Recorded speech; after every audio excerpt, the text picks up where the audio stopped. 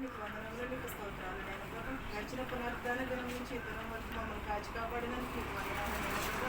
ఈ తెరువించిన పాస్టర్ గారికి వందనాలు చెల్లించుకుంటున్నావు ప్రభు. సంఘ పెద్దలకు ప్రభు, వచ్చిన వారందరికీ కూడా ప్రభు హృదయపూర్వకమైన వందనములు చెల్లించుకుంటున్నాను నాయన ప్రభు. ఈ తరుణంలో నేను ప్రభు నన్ను నిలవబెట్టినందుకు నీకు వందనములు చెల్లించుకుంటున్నాను ప్రభు. నిలబడేవాడు నేను కానీ మాట్లాడేవాడు నీవు నాయన ప్రభు. నాతోటి ఏమి మాట్లాడాలని వాక్యము విని వాక్యం ద్వారా అనుసరించే ధన్యతను భాగ్యమును మాకు దయచేయమని అడుగుచున్నాను తండ్రి. అవును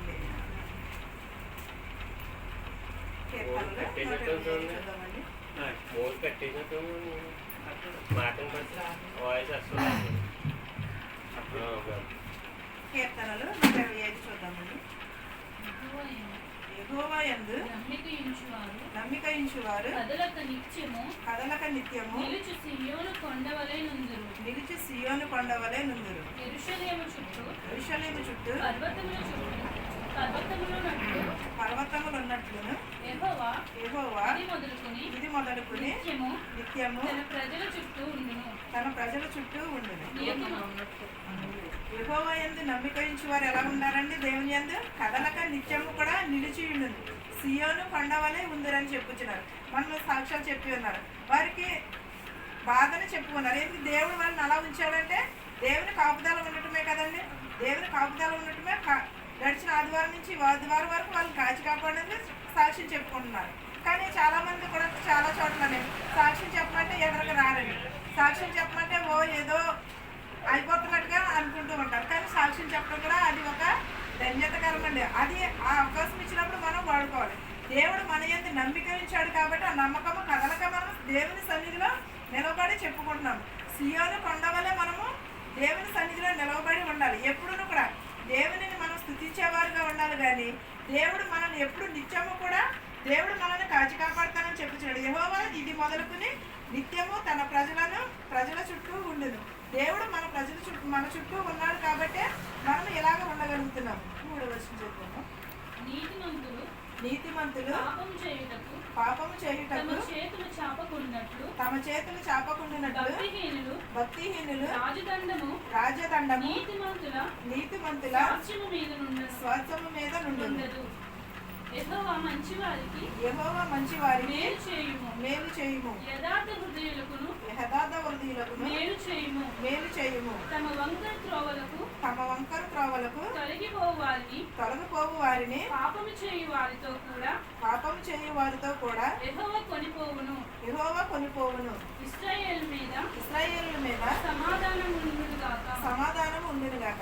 నీతిమంతులు పాపము చేయుటకు తమ చేతులు చాపినను కూడా చాపకుండునట్లు భక్తిహీనులు రాజదండము నీతిమంతుల స్వాచ్ఛము మీద నుండునని చెప్పుచున్నారు. మనం పాపం చేయాలి. మనం పాపం అంటే మన నోటి ద్వారా పాపం చేస్తాము, మన చూపు ద్వారాగాను కూడా పాపం చేస్తాము. ఇవన్నిటిలో కూడా దేవుడిని కాచి కాపాడమని అడగాలి. మనం దేవుడిని ప్రార్థిస్తున్నామంటే విశ్వాసం కలిగి ప్రార్థించాలి, కానీ నమ్మకంగా ప్రార్థించాలి. కానీ ఏదో వస్తున్నాము వెళ్తున్నాము అనే ప్రార్థన కాదు. మనం ఎప్పుడూ కూడా నీతిని మనం అనుసరించి నడుచుకోవాలి. మనం యథార్థతను బట్టి మనము నడుచుకోవాలి. అది మానేసి మనం ఏం చేస్తామంటే మనం ఇష్టానుసారంగా మనకు నచ్చినట్టుగా బ్రతుకుతూ ఉంటాం. అది దేవుడు మెచ్చుతాడంటారా? దేవుడు మెచ్చడు కదండి. దేవుడు మెచ్చే రీతిగా మనము జీవించాలి, కానీ మనకి ఇష్టమైన సారంగా కాదు. ఎప్పుడూ కూడా దేవుని నీతిని మర్చిపోకూడదు. మన పాప జీవితంను విడిచిపెట్టాలి. ఎప్పుడైతే మన పాప జీవితంను విడిచిపెడతామో మనము ఆయన కాపుదల మన పైన ఉంటుంది. ఆయన నీతి మన పైన ఉంటుంది. యెహోవా మంచి వారికి మేలు చేస్తానని చెప్పుచున్నాడు. యథార్థ హృదయులకు మేలు చేస్తానని చెప్పుచున్నాడు. మనము మంచివారుగా ఉంటున్నామా చెడువారుగా ఉంటున్నామా? ఎలా ఉంటున్నామంటే మనము ఈ లోకంలో మనం ఇష్టానుసారంగానే జీవిస్తున్నాం. కానీ దేవుని వాక్యానికి మనం ఎప్పుడైనా లోనవుతున్నామంటారా? మనం వాక్యం వింటున్నాము, వినేసి ఇక్కడే వదిలేసి వెళ్తున్నామా, లేకపోతే ఇంటికి తీసుకెళ్తున్నామంటారా? ఇంటికి తీసుకెళ్ళినా అది కొంత తీసుకెళ్తాం, కొంత ఇంటికి ఇక్కడ వినేసి ఈ చెవంట విని ఈ చెవంట వదిలేస్తాం, కొంత బయటకు వెళ్ళిన తర్వాత వదిలేస్తాం, కొంత హృదయంలో నాటు. ఏదో ఇంత వాక్యంలోని కూడా ఒక అక్షరం మాత్రమే మనం హృదయంలో నాటుకుంటాం. దానిని మనము నెమర వేసుకుంటూ ఉండాలి. దానిని నెమర వేసుకుని ఎదరికి వెళ్తే అదే మనకి ఒక జీవనాధారం అవుతుంది. మన పాప జీవితములు కానీ మన అబద్ధపు జీవితములు కానీ ఏదైనా కూడా విడిచిపెట్టడానికి ఒక చిన్న త్రోవ అది మానేసి మనం ఏం చేస్తామంటే మనం వెళ్ళాం కదా, సర్లే మళ్ళీ ఆదివారం కదా ఈ బైబిల్ పట్టుకెళ్ళి బీరువా పైన పెట్టేస్తాం, మళ్ళీ ఆదివారం తెస్తాము. అలా కాకుండా మనం రోజు కూడా బైబిల్ చదువుకోవాలి. మనం యథార్థత కలిగి ఉండాలి దేవుని మనం నీతిని కలిగి ఉండాలి. మంచి వారికి మేలు చేస్తానని చెప్పుచున్నాడు. యథార్థ హృదయం గల వారికి మేలు చేస్తానని చెప్పు. మనం మేలు పొందుకునేవారుగా ఉండాలి, కానీ మనం మేలుని విడిచిపెట్టేవారుగా తమ వంకర త్రావలను తొలగిపోవునని చెప్పుచున్నాడు. మనం నడిచినప్పుడు ఎన్నో రాళ్ళు ఉంటాయి, ముళ్ళు ఉంటాయి, అవన్నీ కూడా మనం తప్పించుకుని వెళ్తాం. అలాగే దేవుని సన్నిధిలో కూడా ఎన్నో కష్టాలు ఆటుపోటులు వస్తూ ఉంటాయి. మనం ప్రార్థించగానే అవన్నీ కూడా తొలగిపోతాయి. మనం ఎప్పుడూ కూడా ప్రార్థన జీవితం కలిగి ఉండాలి. ఆయన త్రోవల యందు మనం నడుచుకోవాలంటే మన పాప జీవితం కూడా విడిచిపెట్టాలి. ఆయన ఎంతో మనకి చేశాడు. మనం ఈ దేవుని ఎడలు ఏం కలిగి ఉండాలి? యెహోవా యందు భయభక్తులు కలిగి ఉండాలి. అప్పుడు ఆయన ఏం చేస్తానని చెప్పుచున్నాడు? ఆయన మన త్రోవలను సరళము చేస్తానని చెప్పుచున్నాడు. మనం నడిచినప్పుడు చాలా మనము ఇందాక అమ్మగారు చెప్పారు కదండి, అక్కడ రోడ్డు బాగోలేదండి, చాలా యాక్సిడెంట్లు అవుతున్నాయని, అలాంటివి కూడా ఉంటూ ఉంటాయి. కానీ దేవుని కాపుదల ఉండబట్టే కదా అవన్నీ తప్పించుకుని మనము ఇలా జీవించగలుగుతున్నాము. ఎవరికైనా కష్టాలు వస్తూ ఉంటాయి, కానీ అవన్నీ ఎదుర్కొని ఎదరికి వెళ్ళటమే కానీ మనిషి జీవితంలో పాపం చేయని వారు ఎవరನ್ನು కూడా ఉండరు. అంత యథార్థత కలిగి కూడా ఎవరನ್ನು కూడా ఉండరు. పాపము చేయని వారితో కూడా యెహోవా కొనుక్కోవును. ఇశ్రాయేలుల మీద సమాధానం ఉండను కాక. మనం పాపం చేసినప్పుడు దేవుడు సమాధానం ఇస్తానని చెప్పుతున్నారు. మన పాపం జీవితంలో విడిచిపెట్టాలి. మనం తెలుసుకొని చేస్తాం, తెలియక కొని చేస్తాం. కానీ తెలిసి చేసినవి మనం దేవుని అడగాలి. తెలియక చేసినవి కూడా దేవుడా నేను ఏదైనా పాపం చేసి ఉంటే నన్ను క్షమించు, దేవుడా నేను ఏదైనా ఎవరికైనా నోటి ద్వారా కానీ చూపు ద్వారా కానీ ఒకవేళ పాపం చేశానేమో నన్ను క్షమించు దేవా అని అడగాలి. అదే అడగటం మనసు నేను చేసింది రైతు, నేను చేసింది తప్పు అని చాలా మంది మూర్ఖంగా కూడా ఉంటూ ఉంటారు. అలాంటి మూర్ఖపు జీవితంలో మనం విడిచిపెట్టాలి. ఎప్పుడూ కూడా దేవుని ఎడల మనము యథార్థతను కలిగి ఉండాలి. దేవుని ఎడల మనము నమ్మకమును కలిగి ఉండాలి. దేవుడు మనకి ఎప్పుడు తోడై ఉంటానని చెప్పుచున్నాడు. మన ప్రాణములకు సేద తీరుస్తానని చెప్పుచున్నాడు. ఎప్పుడు దేవుని అనే నీతిని కలిగి ఉన్నప్పుడు, దేవుని మార్గంలో అనుసరించి నడుచుకున్నప్పుడు, దేవుని ఎడల మనము యథార్థతని కలిగి ఉన్నాయి. మనకి చాలా మనం ఈ లోకపు వైపే చూస్తాం, కానీ దేవుని వాక్యమును మనం అనుసరించాలి, లేకపోతే దేవుని సన్నిధిలో మనము మొరపెట్టాలి, లేకపోతే దేవుని వాక్యములను మనం గైకొనాలని ఎవరమైనా అనుకుంటామా? లేదండి. ఏదో వస్తాము, ప్రార్థన చేసుకుని ఎవరికైనా ప్రార్థనకి వెళ్తాము, ప్రార్థన చేసుకుంటాము, వచ్చేస్తాము, అంతేగాని మన హృదయంలో నేను వాక్యం విన్నాను కదా, ఏం చెప్పారు పాస్టర్ గారు, లేకపోతే ఏం చెప్పారు ఈ రోజు మన హృదయంలో మనం నెమరు వేసుకోవాలి. నెమరు వేసుకోవడం ద్వారా కూడా మనము ఒక రకమైన పరిశుద్ధాత్మ మన పైన కుమ్మరిస్తాడు దేవుడు. దేవుడు మనం ఏం చేస్తున్నాం అనేది ప్రతిదీ కూడా చూస్తూ ఉంటాడు. దేవునికి సాటు మరుగైనది కూడా ఏది కూడా లేదు. మనం ఎప్పుడూ కూడా దేవుని మార్గంలో నడుచుకోవాలి. మనము నీతిని అనుసరించి నడుచుకోవాలి. ఎప్పుడైతే మనం నీతిని అనుసరించి నడుచుకుంటామో, మనం యథార్థతను కలిగి ఉంటామో, అప్పుడు మన పాప జీవితం కూడా విడిచిపోతాము. ఇశ్రాయేలుల మీదే కదండి సమాధానం అనేది. ప్రతి ఒక్కరికి కూడా సమాధానం ఇస్తానని చెప్పుచున్నాడు. ప్రతి ఒక్కరూ కూడా మన హృదయంతో దేవుని ఆరాధించాలి. మనం ఎప్పుడూ కూడా మన పెదవులతో కాదు, మన హృదయంతో విరిగి నరిగిన మనస్సుతో మనము ఎప్పుడూ కూడా దేవుని ఆరాధించాలి. మనం ఎప్పుడైతే దేవునికి లోబడి ఉంటామో మనము, అప్పుడు మన ఇంట్లో కానీ మన మనసులో కానీ దేవుడు ప్రశాంతతను ఇస్తాడు. మనం ప్రశాంతత లేకుండా ఎంత లెక్క వెళ్ళి ఎంత ప్రార్థించినా కూడా అది వ్యర్థమే. మనం ఎప్పుడైతే దేవుని ఎడల విశ్వాసమును నమ్మకమును కలిగి ఎప్పుడైతే ఉంటామో, అప్పుడే దేవుడు కూడా మనకు కూడా తోడై ఉంటాడు. మనం ఎప్పుడు వాక్యమును మాత్రమే అనుసరించి నడుచుకోవాలి. ఈ కళకు సంబంధం అయినవి కావు. ఎప్పుడు కూడా వాక్యమునే అనుసరించి నడుచుకోవాలి. మనం వాక్యం ఎడల నమ్మకమును విశ్వాసమును కూడా కలిగి ఉండాలి. ఇంకా 12 సంవత్సరాలు రక్తస్రావం కలిగిన శ్రీ యేసుక్రీస్తు వారి వస్త్రమును ముట్టుకుంటే బాగుపడతానని ఎంతమంది జనాన్ని ఆమె తప్పించుకుని వెళ్ళింది. అలాంటి విశ్వాసమును కలిగి ఉండాలి. దేవుడు అంత విశ్వాసం కాకపోయినా ఆమగింజంత విశ్వాసము కలిగి ఉండమని చెప్పుచున్నాడు. మనం ఆమగింజంత విశ్వాసమును కూడా దేవుని ఎడల లేకపోతే మనం ఎంత ప్రార్థించినా కూడా వ్యర్థమే, ఎంత వాక్యము చదివినా కూడా వ్యర్థమే. మనం ఎప్పుడూ కూడా దేవుడి ఎడల నమ్మకమును విశ్వాసమును కోల్పోకూడదు. యెహోవా యందు మనము భయభక్తులు కలిగి ఉండాలి. ఆయన త్రోవలందు మనము నడుచుకోవాలి. ఆయన చిన్నబిడ్డగా ఉన్నప్పుడే ఏం చేస్తున్నాడు? మనుషుల దయ పొంది ఉన్నాడు, దేవుని దయ కూడా పొంది ఉన్నాడు ఆయన. అలాంటినప్పుడు మనం కూడా ఎలాంటి దయను పొంది ఉండాలి? అంత కాకపోయినా కొంచెమైనా మనం దయని కలిగి ఉండాలి కదండి. అలాంటినప్పుడు అలాంటి దయ లేనప్పుడు మనం ఎంత ప్రార్థించినా కూడా వ్యర్థమే. మనం ఎన్ని మందిరాలకు వెళ్ళినా ఎక్కడికి వెళ్ళినా కూడా వ్యర్థమే. మనం ఎప్పుడూ కూడా దేవునికి లోబడి ఉండాలి. మనం ఎప్పుడూ కూడా దేవుని ఆరాధించాలి.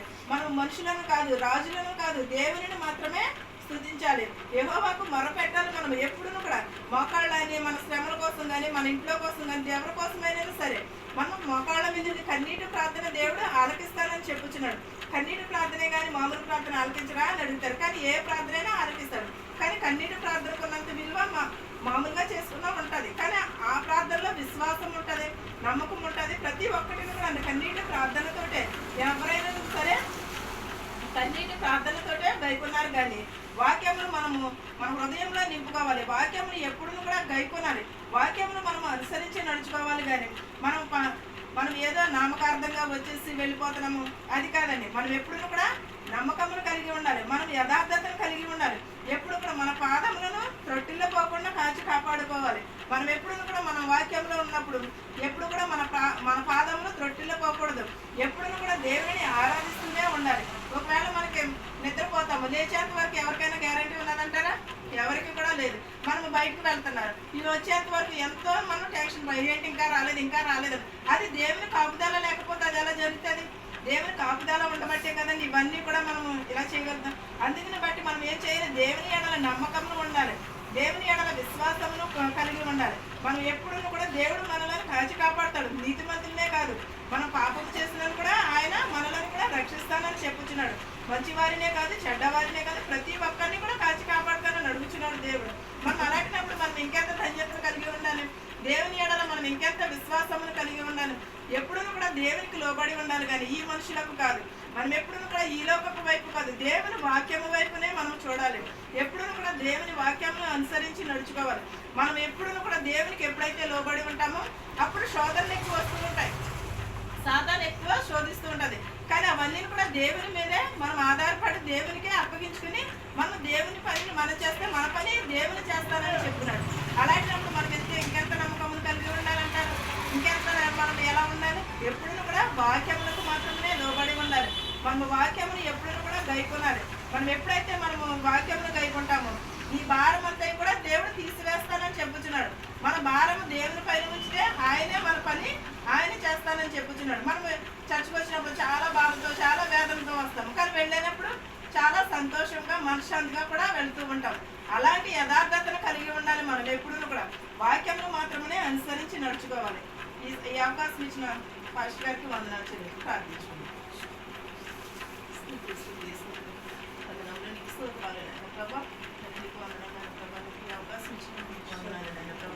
వాక్యమును అనుసరించే భాగ్యమును దయచేయమని అడుగుతున్నాం ప్రభా. వాక్యంలో ఇంకా మెరుగుటకు సహాయం చేయమని అడుగుతున్నాం ప్రభా. నన్ను వాడుకుంటున్నందుకు నీకు వందనములు ప్రభా. వచ్చిన ప్రతి ఒక్కరి అవసరతలు తీర్చమని అడుగుతున్నాం ప్రభా. మిమ్మల్ని క్షేమంగా తీసుకొచ్చి నాయన ప్రభా మళ్ళీ క్షేమంగా తీసుకెళ్ళేటకు సహాయం చేయమని అడుగుతున్నాము నాయన ప్రభా. ప్రతి ఒక్కరి కుటుంబంలో దీవెనలను ఆశీర్వాదములను కుమ్మరించమని అడుగుతున్నాం ప్రభా. అలాగే సంఘ కాపాలను కూడా దీవించమని అడుగుతున్నాం ప్రభా. ఆశీర్వాదాన్ని కూడా దీవించమని అడుగుతున్నాం ప్రభా. వచ్చిన దైవజనులను కూడా ప్రభు దీవించమని అడుగుతున్నాం ప్రభా. ఇంకాను ప్రభు వాక్యము చెప్పుటకు సహాయం చేయమని అడుగుతున్నాం ప్రభా. ఇంకాను మా హృదయంలో వాక్యము నాటుకునే విత్తనమును వెదజల్లమని అడుగుచున్నాను నాయన ప్రభా. ఇంకాను నీ సేవలో వాడబడుటకు సహాయం చేయమని అడుగుతున్నాం ప్రభా. ఈ తరుణంలో నాయన ప్రభా చాలా మంది బాధపడుతున్నారు ప్రభా. ప్రతి ఒక్కరికి ఈ అవకాశమును దయచేయమని అడుగుచున్నాం ప్రభా. గడిచిన పునరుద్ధాన దినం నుంచి పునరుద్ధాన దినం వరకు నాయన ప్రభా నీ రెక్కల చాటున మమ్మల్ని భద్రము చేసినందుకు నీకు లెక్కలేని స్తోత్రాలు చెల్లించుకుంటున్నాను తండ్రి. ఆమేన్.